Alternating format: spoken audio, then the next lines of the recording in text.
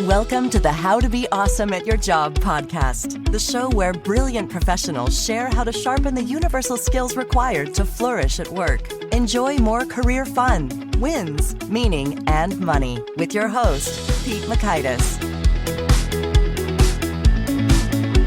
Hello, and thanks for joining us here for episode 787 with Dr. Haley Perlus. Haley has great science and wisdom and tactics to help you feel great, perform well consistently day after day. So you'll learn 1, how just 3 words can transform your day. 2, how to increase your attention span. And 3, the simple secret to feeling more energized. So if you want to check out the show notes or the transcript or the links to items that we mentioned here, please pay us a visit over at awesomeatyourjob.com/EP787. And if you're at awesomeatyourjob.com, check out some of our goodies like the Gold Nugget email summaries, which summarize the actionable wisdom Haley and each guest shares in a quick email write-up you can read in about 2 or 3 minutes right to your inbox, as well as unlocking the whole vault, the archive of all such Gold Nugget summaries. You can find that and more goodies at awesomeatyourjob.com. Now, here's Haley's story. Dr. Haley Perlus knows what it takes to overcome barriers and achieve peak performance. As an elite alpine ski racer, she competed and trained with the best in the world, pushing herself to the limits time and time again. Now, with a PhD in sports psychology, Haley continues to push boundaries and drive peak performance, helping athletes and Fortune 100 executives reach their goals. Dr. Perlus is a highly sought-after keynote speaker, professor, and author and consultant to Division I athletes.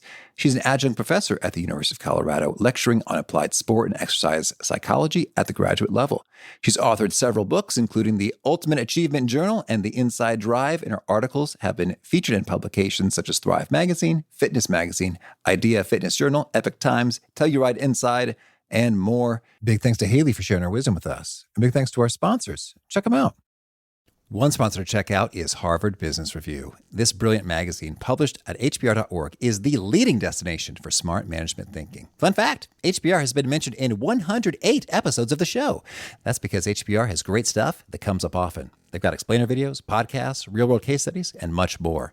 I think of HBR each night that I put on my special orange glasses. Their article, Will Blue Light Glasses Improve Your Sleep?, revealed that those who wore them reported better sleep and a 7% improvement in work performance as compared to those who wore the sham glasses. So I cite HBR anytime anyone tells me that I look silly wearing them. Now, much of HBR's content is available for free when you sign up at their site. Subscriptions that get you unlimited content cost $10 a month. If you visit hbr.org/subscriptions and enter the promo code AWESOME, you can save 10% off of that subscription. Again, to save 10% off of your HBR subscription, go to www.hbr.org/subscriptions and enter the promo code AWESOME.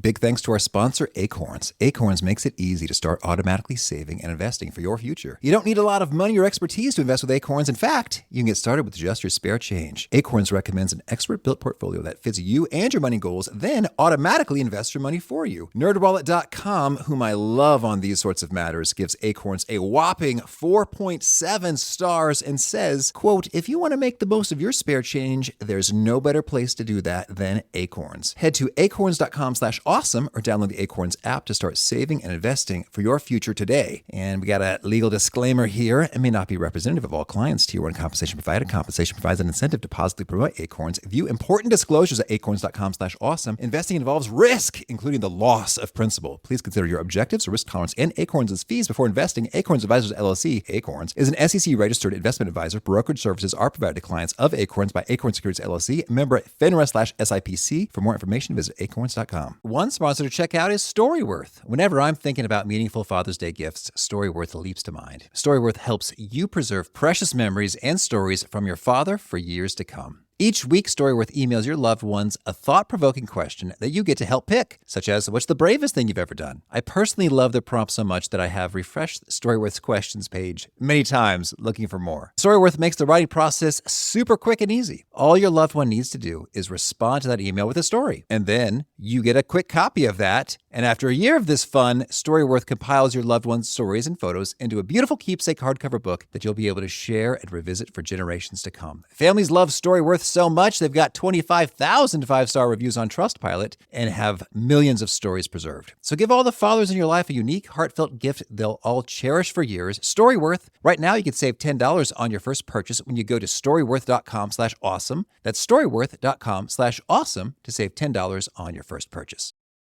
Now, here's Haley. Haley, welcome to How to Be Awesome at Your Job. Thank you, Pete. Thanks for having me. Well, I'm so excited to dig into your wisdom, and I'm intrigued. You've got a number of impressive credentials: PhD in sports psychology, elite alpine ski racer, and also licensed bartender. What is the story? Do these all three fit together some way, or where's the bartending fit in? Well, the first two don't succeed, then sometimes all you need is a shot, right? Good mental health advice right off the bat. If we're doomed, there's always tequila, and then we'll get back at it tomorrow. I'm just joking. But people find that interesting because it's one thing that people don't know about me. However, my mother, my proud mother, has my bartending certificate, framed above the bar in her house. It's an interesting conversation piece. Oh, that is sweet. Well, I'm curious, do you have any quick mixological tips for, non-licensed bartenders? If we would just like our cocktails to be a little bit more impressive, what should we do? The funny thing is I don't even really drink. So I let everybody else go ahead and loosen up, and I just observe. Clean. Everything can be clean. Remove all the sugar and just go for the good stuff. Okay, you got it. All right. Well, now let's talk about peak performance stuff. Maybe to kick it off, you could orient us. How do you think about peak performance, particularly in a professional context? Like what does this phrase mean to you? Or do you have like a framework that you use to understand this stuff? I do. And peak performance, sometimes I think actually veers us off track, because when we're looking for peak performance or peak experiences, we want to do it often. We don't want to just peak and then go back down. So I really think about it as consistent. How can I get the most consistent high performance, which then, is a peak performer? So I just wanted to be, often we're searching for that peak, our best performance, but I want us to have our best performance as often as we possibly can, not just one time, consistently being our best. I hear you, because peak sort of implies it goes up and then it goes down, and then I have a little point at the top. It's the peak. And so consistent, I guess this chart might look like we have ever rising peaks, if you will, and we're getting better and better. I love that. Let's go with that. Yes. I mean, we can't always be perfect. There will be ups and downs, but we're searching for more consistency. All right. Well, so tell us, you've been studying this stuff for a long time. Any particularly surprising or fascinating insights that you've discovered along the way? It's interesting, Pete, when you did go back to my bartending, when you asked me for, one recipe and I just said, keep it clean, eliminate the sugar and just go for the good stuff. That's really what I try to do in my practice. Remove all the fluff, all the extra thinking. We want to think less, but more strategically. Okay. I like that. We want to really go for the meat. When we have direction, when we have focus, we are more inclined to take action and follow through. All righty. And so then let's talk about getting that focus, that clarity, that strategy going. Do you have any key questions or prompts you use to really zero in on that good stuff? I do. And just this morning, I was training about 5 people, all managers and leaders in their various professions. And we started with narrowing it down to 3 words that would best describe them as their best self. So when they're the most energized, most focused, feeling all the good things, they know who and what matters most to them. What 3 words would they use to best describe them? Because that then becomes their daily purpose, or at least a daily representation of their purpose. But 3 gives them direction, gives them focus, and then they're more inclined to take action. Okay, so it's 3 and not 30. That's certainly focusing. Well, can you give us some examples? 3 words, best self. For me, I'll tell you, and then I can share with you why it's the number 3. And it's not mine. It's actually in the psychology of persuasion where I learned it. Oh, Cialdini? Yeah, absolutely. Oh, there you we go. had him as a guest. He's awesome. He's awesome. And I love how he shares, the number 3, more is confusing, except with the tasting of gelato, because then you want to have more experiences. The more flavors, the better. And the color of our tennis shoes. But then he says everything else, we really want to narrow it down to 3 so that we can focus and have direction.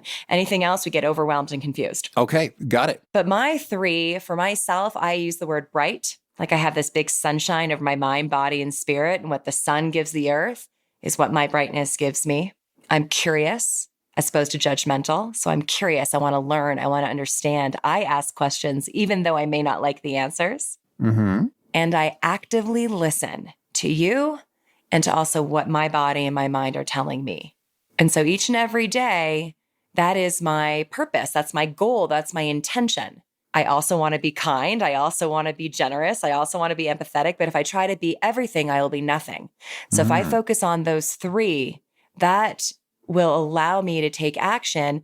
And I also will be so much more than just those 3. But those 3 gives me purpose, gives me focus. And is the idea that these 3 are pretty persistent as opposed to a shifting daily intention? It's like, this is the best self and this is what I'm going for day after day? I believe so. I've been playing around with it for myself for years, and it is rather consistent for me. For people who are just starting to figure out their best 3 words, sometimes you can play around, trial and error. You let it marinate for a little bit before you find it. But I do believe that when we do enough trial and error and self-awareness, and we do land on 3. And then there's a cool factor in this. It's not just having your direction every day you wake up and you want to be these 3 things so that you can be your best self. It's also catching yourself when you start to lose one of those words. All right. When I'm not energized, when I'm not resilient to the first stressor of my day, for example, I immediately lose my curiosity. Hands down, it is the first word that goes. So as soon as I can catch myself no longer being curious, which usually means I'm judging, someone or something, I can stop and reset instead of letting my entire best self get lost or sinking further and further into what I call my own quicksand of misery. Oh, there's a turn of a phrase. A quicksand of misery. Yeah, I hear what you're saying in terms of like that spiral or that inertia. I guess folks might say colloquially, oh, it woke up on the wrong side of the bed. Or, I just noticed something that, I guess maybe I'm being judgmental. I see something that's not right as it should be.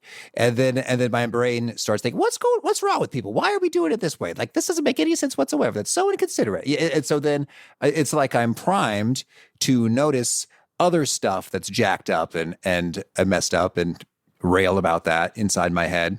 So that's no fun. So when you do catch yourself, you notice, oh, hey, I'm doing that thing. But then what? What do you do about it? There's a couple of things, but this is where we're really talking now about a lot of recovery pauses. So in life right now, and I say we, as in people in my field, we're really trying to enforce the story of life is a sprint, no longer a marathon. What does that mean? Instead of just going, and if you start to not feel great or start to be judgmental, I don't have time to reset, I just got to keep going. No, it's now a sprint. You stress and then you recover. So when I find myself losing my best self, I stop and I take a recovery pause. That might be 1 minute, it might be 5 minutes, 10 minutes. And what do I do there? I reset usually my emotions, because we are creatures of emotion. We're emotional creatures. So what does that mean? Maybe I listen to music. Maybe I stick my head outside and get some fresh air. Maybe I do some quick, deep breathing. Maybe I move my body, connect with a loved one, do gratitude, anything that allows me just to reset my emotions, which then allows me to come more into more of a neutral mindset. And then I can refocus and get back my curiosity. Mm-hmm. Well, I like that lineup there. And so we've got a variety of options on the menu to choose from. And they're on the quick side, 1, 5, 10 minutes. It's funny. I've been finding cold water effective for resetting emotions because it's hard to think about much else when your head is in a bucket of ice water. I was just about to say, what does that mean? Are you literally pouring a bucket of cold water over your head? Well, I literally have a lovely piece of, I guess it's Tupperware, that I have in my office refrigerator that I will pull out and put my head into at times. So that's weird, but I find it effective because it's like, whoo, it's if you're in a funky mood, it's hard to fixate on that. And it really does feel like a reset. It's like, okay, well, now we're back to, neutral, chilly, energized place, let's reset. I guess I got on a Wim Hof kick, which is how this all started. Oh, there you go. Yeah. So you could do Fascinating. Wim Hof breathing if you don't want to pour cold water over your head. You could follow it. But funny enough, that's actually, I was a ski racer and a ski coach, and even obviously sports psychology for winter sport athletes, just one of the many sports. But we put ice cubes down our backs, our necks. And again, just a wake-up call, just to get refreshed and renew some energy, which would allow us to then stop for a moment, rethink, reset, be our best self. I like that a lot. And I want to go into some depth on some of these options. So gratitude has come up a few times on the show. There's a variety of ways to do it. How do you find is an effective means of gratitude that provides a reset? Well, in moments where we need reset, in moments where we've lost our best self, usually we're overwhelmed, we're frustrated, we're feeling anxiety, and we don't think we're doing a good enough job, or at least somebody else isn't, but we can only control ourselves. So I like these two questions. What have I already achieved today? Oh, I like it. And what do I get to do next? So for example, what have I already achieved today is very different than what I haven't yet achieved, which is where I think most of us go. I still have to do this. I haven't done this. I wasn't good enough at this. I didn't have enough time for this. But when you think about what you have achieved, it automatically puts you more in a pleasant emotional space. And patting yourself on your back increases some concentration, some focus, some motivation. What do I get to do next is very different than the normal, what do I have to do next? We're always thinking about what email I have to respond to, what call I have to get on, what do I have to do, who do I have to answer to? That creates maybe some negativity. Who do I get to support? How do I get to be challenged? What do I get to learn? What email do I get to be included on, even though there's 500 today? Just the word get, simple word choice, changes our emotional experience, allows us to be a little bit more engaged in that next activity. Well, I like that so much, and I'm reminded of I was listening to Bryan Cranston's autobiography, and he said stuff that really stuck with him. He was on a set of a TV show, and people were kind of grumbling about the early days, early mornings, late hours, and this guy on the set who was like a much bigger star than him at the time said simply, "Well, beats digging ditches." In terms of like, yeah, this is a job and it's hard sometimes, but relative to the alternatives, that's something we get to do, which is pretty cool. Always could be worse. I guess you could go there. Yes. And that's a really great question that focuses your brain into a positive direction. And I'm thinking something I've been wrestling with here is with regard to is like, emotions provide information and they're useful. And we should ideally, or so I'm told, and I think I've reaped some value here, is be curious and explore them and say, hey, what's going on here? And yet at the same time, I find that when I do that, like if I'm in a funk, I'm like, oh, what's going on? It's like I'm very adept at coming up with a long list of things that are busted and I could be cranky about. And then I kind of feel worse. And then one approach I've tried with some good results is ask myself, why might I feel amazing in 5 minutes? Because it's not like I'm lying to myself. It's like, why am I going to feel amazing in 5 minutes? You're not. You're still going to be tired and grumpy. But it's like, why might I? Like, well, it's quite possible that I could, achieve this little thing and feel great that it's no longer hanging over my head. It's quite possible that, boy, I just need a glass of water. It's been a few hours and that would hit the spot. So I find that handy. Do you have any pro tips on engaging our emotions and or positive refocusing questions that are super handy? I do agree that all emotions are okay. They all serve us. Being angry could drive us initially. Being angry or frustrated or fearful or worried or anxious or sad or depressed, all those unpleasant emotions, they do provide some self-awareness. They do provide polarity. I'm not a big believer in staying with them too long. I do like the non-judgment. I do like the, okay, I'm angry, but then I need to get myself over to the pleasant side in order for me to do anything effectively with that anger. If I need to communicate something to someone because that person created anger, I'm not going to be able to do that successfully staying angry. So I need to bring myself back over to one of more of challenge or something more positive, which then allows me to be bright, curious, and listen. And then I can more effectively communicate why I was angry or the lesson learned. I feel like the lesson learned comes from the pleasant side. Yeah, I like that distinction in terms of the unpleasant emotion can highlight something that needs attention, and yet the attending to that something is often done more effectively in a more pleasant state of mind. I agree. Yeah, that's what I think. Now, when I think about, is it okay that I bring back some sports? I think, people get really motivated by that anxiety. Sometimes, one popular athlete that I'm sure we've all heard of that used anger in the sense of rivalry, even if there wasn't a rival, he created one, was Michael Jordan. That's right. However, when he stepped onto that court, it was strategy, it was tactics, it was the challenge of it. The anger definitely motivated him and got those chemicals and neurotransmitters and hormones running and his enthusiasm.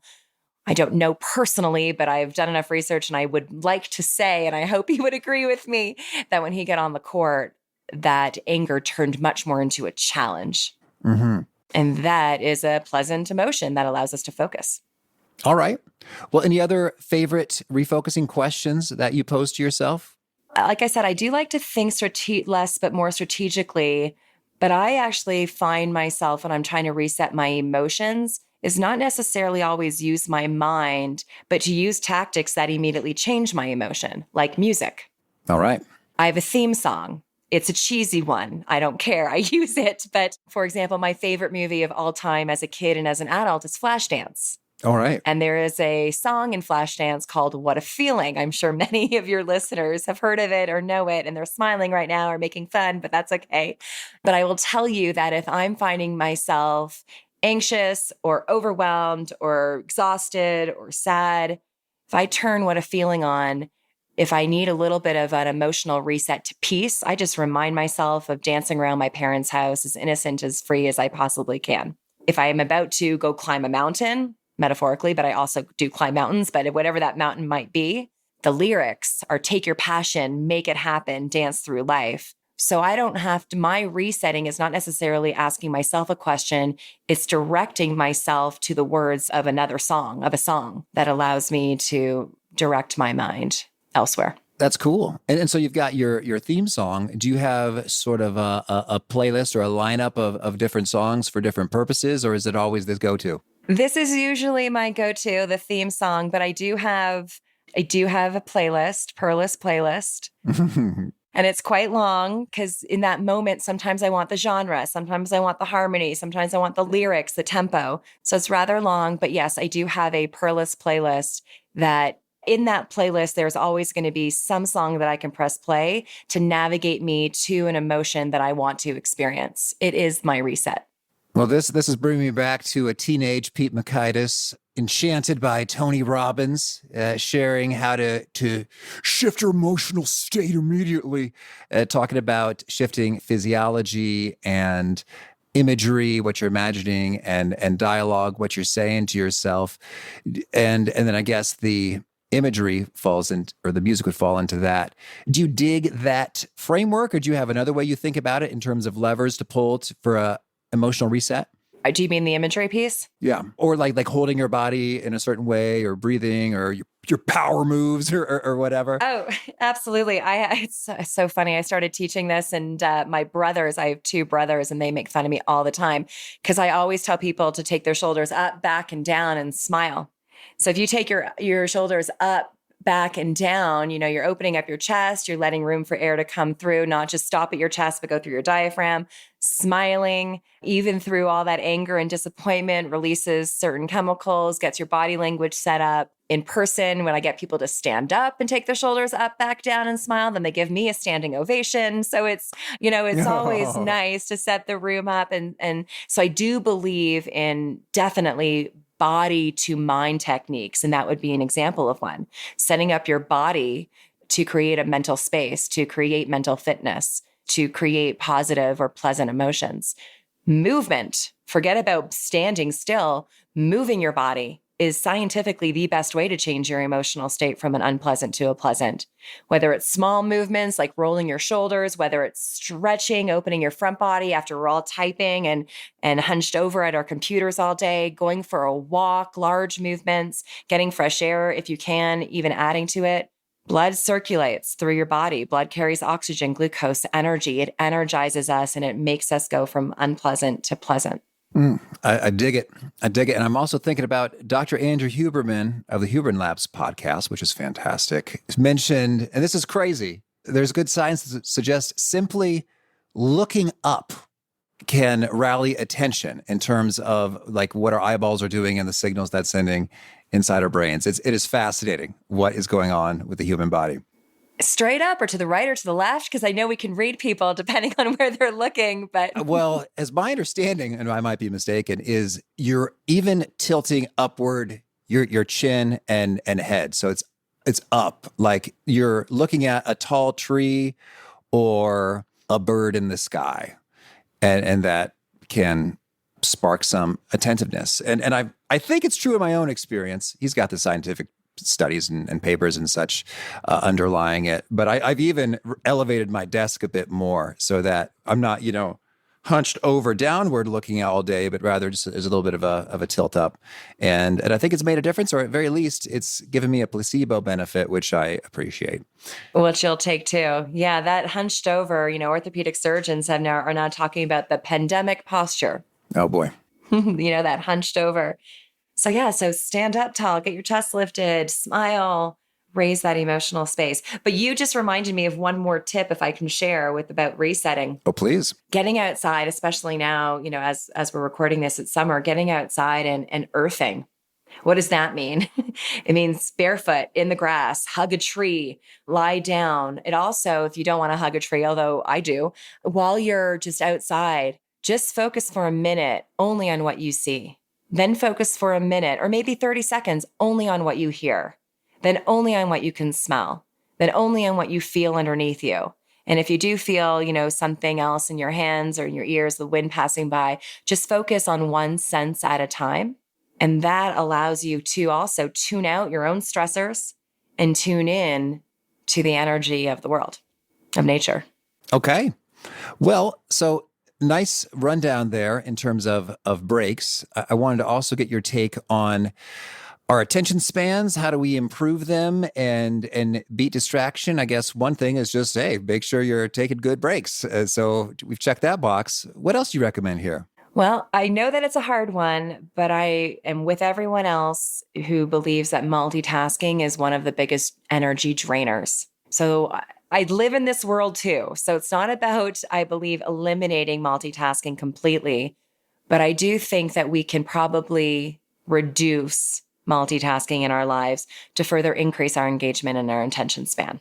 So we need to ask ourselves and really be truthful, where can we reduce multitasking to increase our ability to focus on one thing at a time?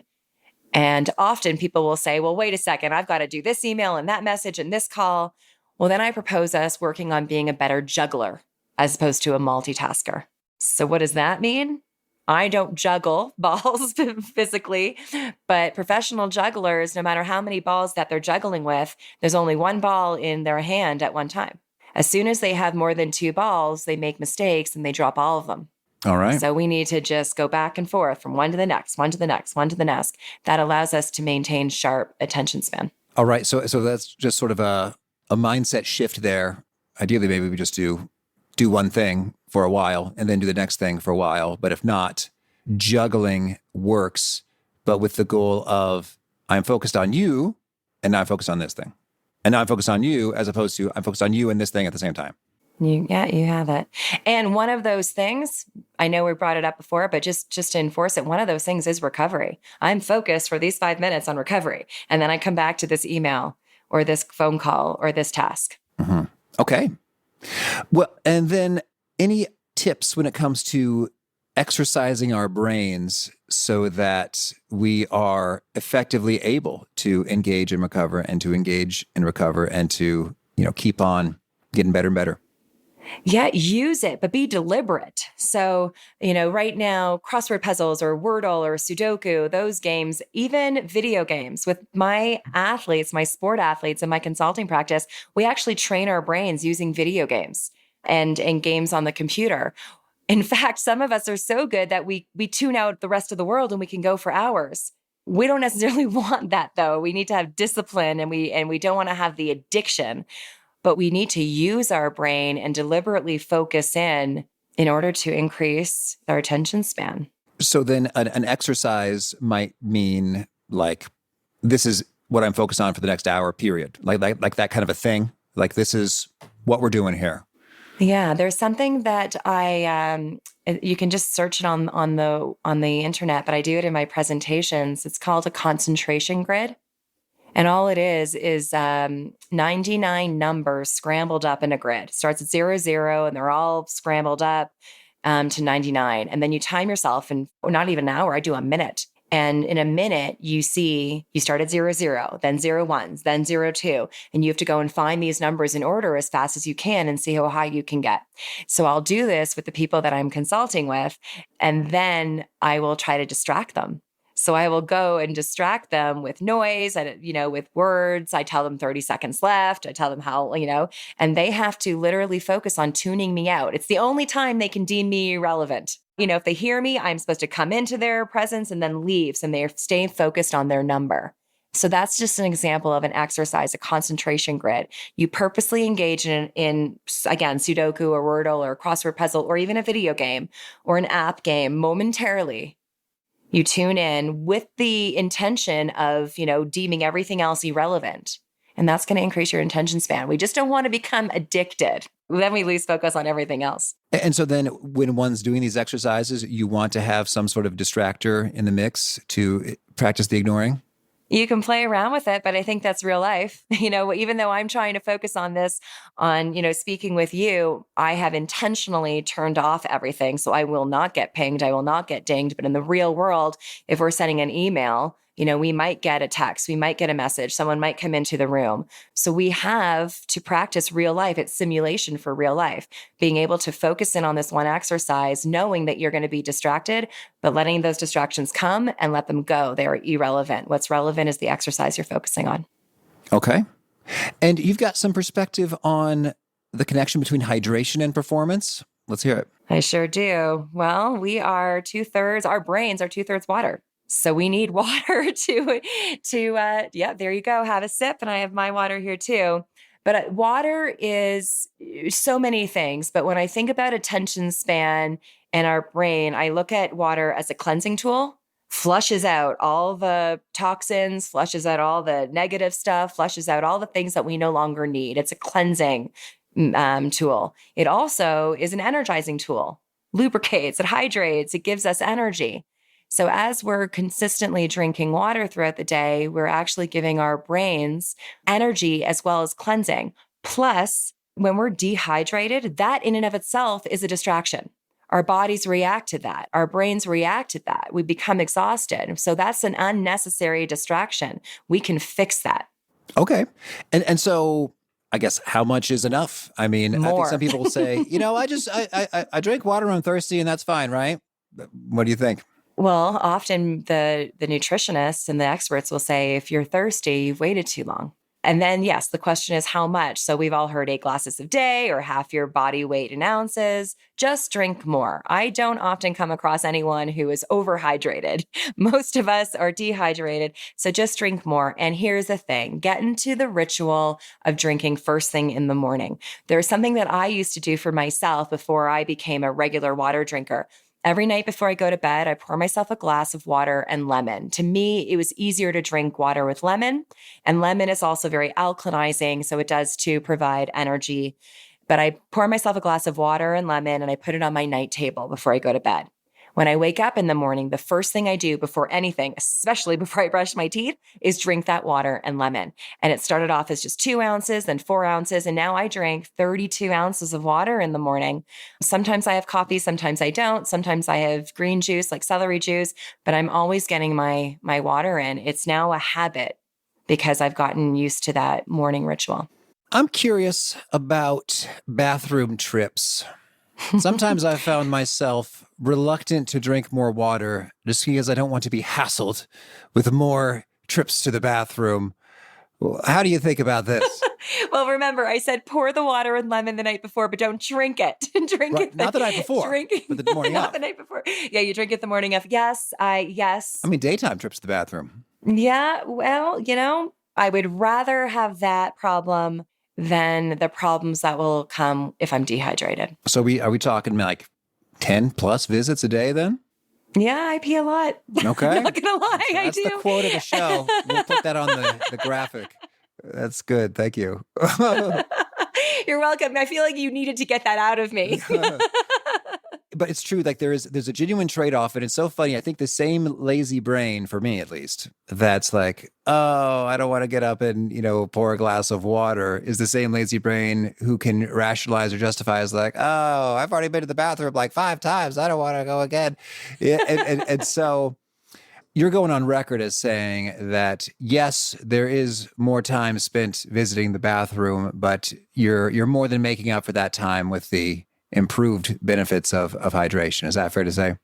I believe that I am more efficient. I believe that I am more focused. I believe that I am a peak performer because I am a peak peer. All right. And I will tell you, though, it also forces you to get up and move. It forces you to get out of your seat. So there's other benefits that come with it. Okay. Well, Haley, tell me anything else you really want to make sure to mention before we shift gears and hear about your favorite things. I think with this life, this Groundhog Day, the wash, rinse, repeat, it's not necessarily that we need to increase our attention span. Many of us actually have good focusing skills, but because we're stagnant all day and we're inactive all day and we're just doing the same thing over and over again, the boredom kicks in, the complacency kicks in. So I think it's important that we look for variety wherever we can. If you've been staring at this wall for, half the day, maybe turn around and stare at a different wall. Add variety to your life wherever you can, because that variety will also create energy, which will allow us to focus and be able to be more engaged. All right. Well, now could you share with us a favorite quote, something you find inspiring? I don't know that if it's a favorite quote, but I will tell you what I use for myself when I get distracted or overwhelmed. And it's more of a mantra: right, left, right, left, right, left. And also something that my significant other is now forcing upon me because I'm learning something new and I get a little bit fearful. Get your eyes wide open. When we are consumed with all of our fears, when we're consumed with all of our anxieties or a sadness or overwhelm or a confusion or, anything that's creating that negative energy, open your eyes, look around you, take something in. So I really like to, make myself small, if I will, and really look at the bigger picture, eyes wide open. And then the right, left is something that I do for myself as well, because when it looks impossible, when the mountain looks impossible to climb, whatever that mountain is for you, I know that I can get my right foot forward, and then I know that I can get my left foot. So really break it down. So I don't know if it's a quote, but it's certainly words that I live by to allow me to refocus or stay focused and disciplined and determined and have my most consistent performances. All right. Thank you. And how about a favorite study or experiment or bit of research? Well, interestingly enough, I was just sharing this with my 13-year-old nephew a couple of weeks ago who had to simulate a TED Talk for his school, and he wanted to do it on sports psychology. And so I shared with him the first documented study for sure in sports psychology, which was by Norman Triplett. And he researched cyclists, and he wanted to compare cyclist performance alone compared to where cyclists are in the presence of other athletes. And when you're in the presence of other people, at least in this study, you perform better. And it's an interesting topic of discussion right now because of, the hybrid environments and working from home versus in an office environment and the social facilitation. This is a study that I'm really highlighting back and bringing back to my world and others, because I do believe that we perform better when we are amongst others. Not necessarily competition. I do believe that competition allows for that too. But I do believe in being connected and being in the presence of others to help us perform better and be happier. All righty. And a favorite book? Well, yes, Robert Cialdini. That's actually, to this day, my favorite book. I think it's great, The Psychology of Persuasion, but specifically, yes. and really looking to see how we can persuade ourselves to take action, what messages we need to tell ourselves to take action. So it's an oldie, but it's one of my favorites. Alrighty. And a favorite habit? I'll be honest, I am really proud of myself for sticking with this water thing.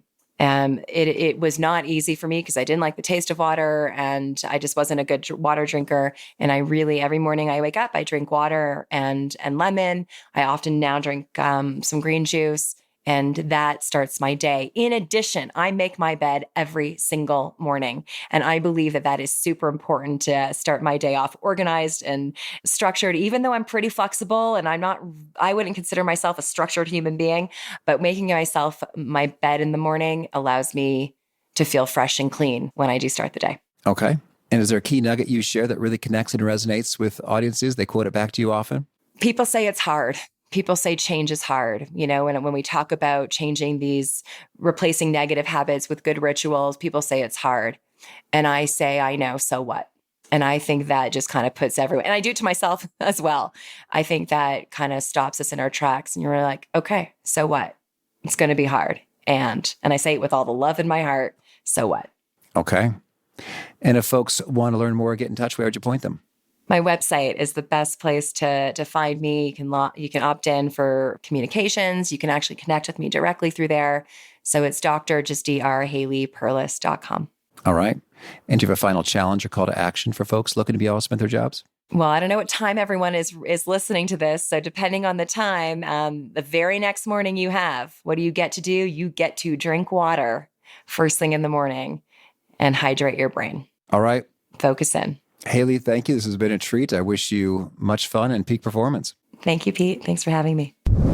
I really appreciated Haley's take on the emotions you experience can give you a signal, some information, surface something that maybe needs to be addressed. And yet, those same emotions may not be ideal for doing the addressing of those things. So a nice little distinction there. So I'm gathering the information from the signal, and then I'm choosing the ideal emotional state to respond to that.